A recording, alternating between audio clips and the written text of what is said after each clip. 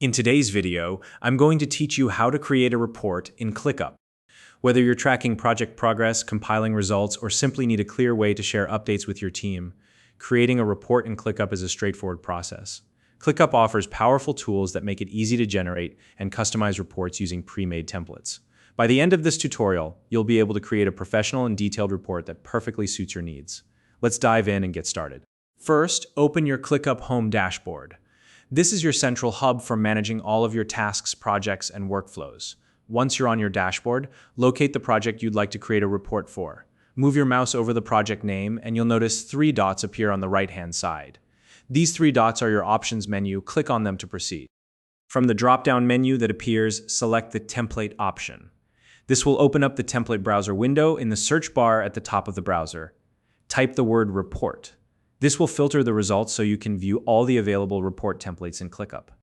Now, browse through the templates by hovering over each one. As you do this, you'll see a preview of what the report will look like.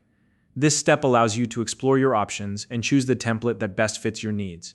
Once you've found the perfect template, click on it to select it. After selecting your template, click the Use Template button. This step confirms your choice and prepares the template for customization. At this point, you'll be prompted to name your report. Make sure to choose a clear and recognizable title that reflects the purpose of the report. Next, it's time to customize. You can add or remove sections from the template as needed to tailor it to your specific project or audience. For instance, if certain sections aren't relevant, feel free to delete them. Conversely, you can add new sections to include additional details. To make your report even more effective, consider adding extra content such as screenshots, status indicators, or any visual elements that help convey the information more clearly. When you're satisfied with your customizations, click Use Template again. This finalizes the setup and generates your completed report. If you notice anything that needs further adjustment, don't worry. You can always edit the report after it's created.